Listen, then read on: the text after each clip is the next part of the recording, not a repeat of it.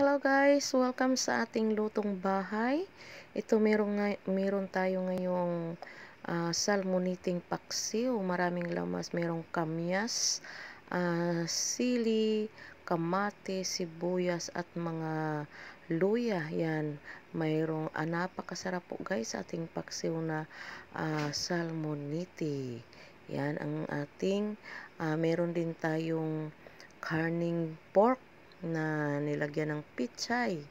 Yan, sarap din ang ating mga niluluto. Ito lang po ang ating mga lutong bahay. Meron tayong pork chop, takway, nako, vegetable. Napakasarap po at pritong isda. Yan po ang ating mga ulam na niluluto. Meron din tayong malalaking shell. Naku, manamis-namis ang sabaw ng shell natin guys. Napakasarap ng mga lutong bahay natin. Basta lutong bahay, nako, walang tatalo dyan sa lutong bahay. Meron tayong sinabawang pansit para sa malamig na panahon. Meron tayong pang breakfast na ulam, nako. Yan ang ating ding pusit na adobo. Napakasarap po guys ng ating mga lutong bahay.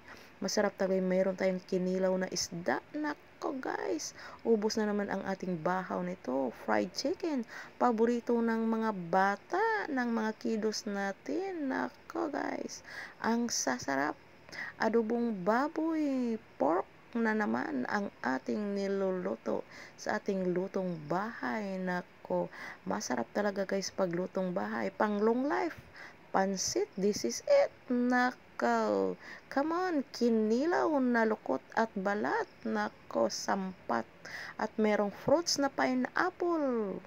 Walang tatalo sa mga fruits. Meron tayong mga fruits na pampatamis ng ating mga bunganga. Thank you for watching guys.